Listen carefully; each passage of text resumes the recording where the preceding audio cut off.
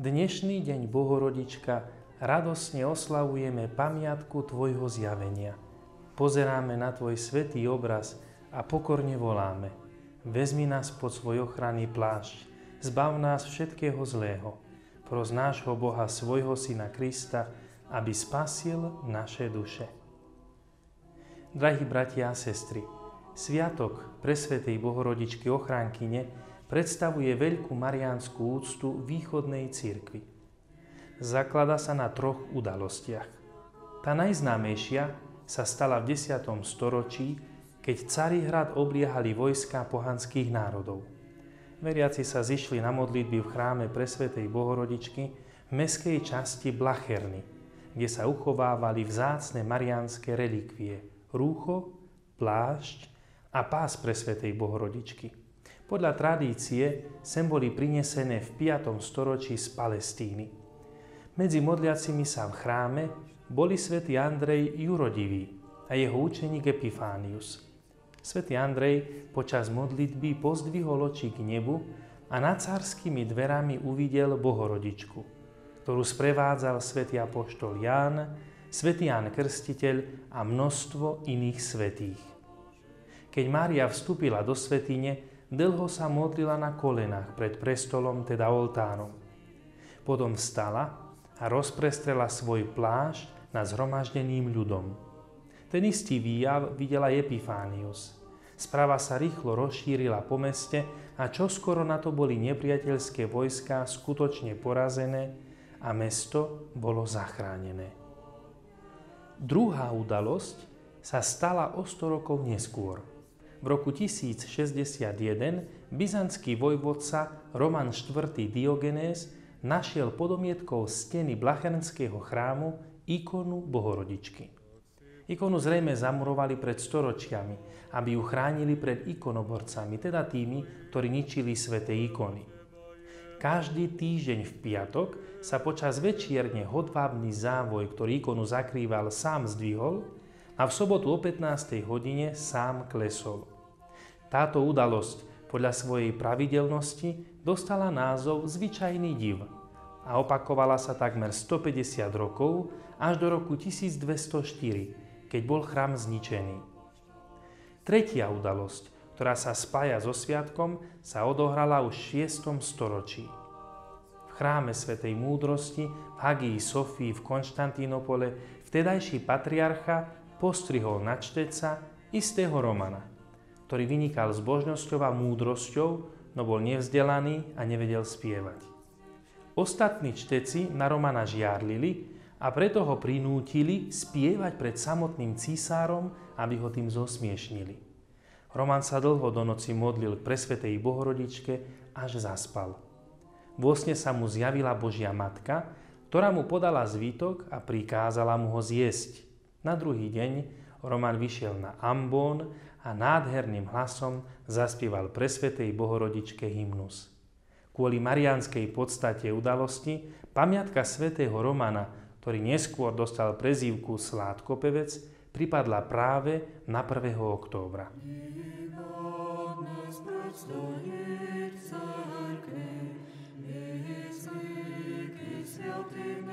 Bohorodička vždy Panna, ochrana ľudí, ktorá vďaka svojmu počatiu bez semena zostávaš neporušená, plášť a pás tvojho prečistého tela si darovala svojmu mestu ako mocnú hradbu.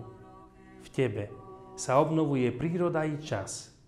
Preto ťa prosíme, aby si svojmu ľudu udelila pokoj a našim dušiam veľké milosrdenstvo. Na ikone sviatku môžeme nájsť 4 motívy. Relikviu plášťa Presvätej Bohorodičky, videnie svätého Andreja, zvyčajný div a zázrak svätého Romana Sládkopevca. Najstaršie ikony sviatku zobrazujú skupinu anjelov, ktorí dvíhajú ruky k plášťu, vznášajúcemu sa vo vzduchu nad nimi. V strede stojí Panna, je obrátená napravo a ruky má vystreté k modlitbe ku Kristovi, ktorý žehná z pravého horného rohu spoza plášťa. Zvyčajne je na ikone Bohorodička zobrazená pred budovou chrámu. Ona sama rozprestiera svoj ochranný plášť nad veriacimi, čo vidno v dolnej časti ikony. V strede pri ambóne sa nachádza svätý Roman Sládkopevec. Ten drží v ruke zvitok, na ktorom sú napísané slová kondaku zo sviatku narodenia Ježiša Krista, ktorý zložil a zaspieval potom, čo zjedol zvitok pre svätej Bohorodičky. Na iných zobrazeniach môžeme zase vidieť Bohorodičku vo vnútri chrámu pred ikonostasom. Veľký plášť však rozprestierajú nad Pannou dvaja anjeli, aby boli Máriine ruky voľné k modlitbe. Na niektorých ikonách závoj nestúpa, skôr klesá. A gestá anjelov naznačujú, že závoj nedržia, ale rozprestierajú nad všetkými. Závoj sa teda stáva akoby prístrežkom, prechádza cez nebesia a chráni zhromaždenie, čo symbolizuje moc a ochranu Panny. Mnohokrát je na samom vrchu ikony Kristus, ktorý žehná.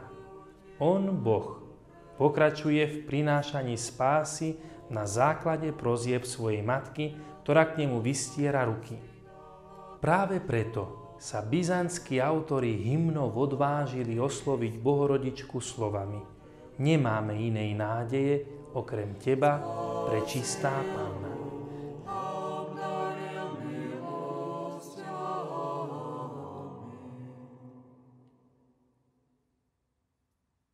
Centrom mariánskej úcty bola Blachernská svätyňa. Tu sa uctievali divotvorné ikony Božej Matky, tu sa uchovávala aj najvzácnejšia relikvia Omofórion, teda plášť Božej Matky.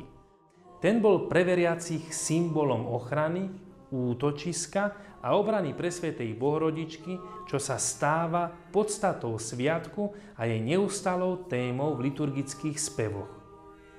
Pomenovanie sviatku má základ v gréckom názve skepé, teda ochrana, alebo he episkepsis, čo sa prekladá ako tá, ktorá nám prináša pomoc.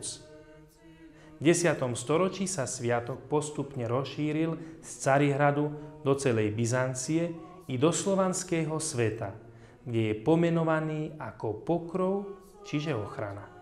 Podstata sviatku je v gréckej tradícii zahrnutá do slávenia sviatku uloženia plášťa presvätej Bohorodičky, pripadajúceho na 2. júl, ako aj sviatku uloženia pásu, ktorý slávime 31. augusta. V slovanskej tradícii má však presvätá Bohorodička ochrankyňa vyhradený ešte osobitný deň, a to 1. október. A tak, hoci sa sviatok slávi iba v byzantsko-slovanskej tradícii, zdôrazňuje skúsenosť všetkých kresťanov na tú dôležitú pravdu, ktorú potvrdil už Efeský koncil v roku 431. Mária, Božia Matka, je prostredníčka Božej milosti, pomocníčka a matka všetkých kresťanov, ako to predstavuje modlitba. Po Tvoju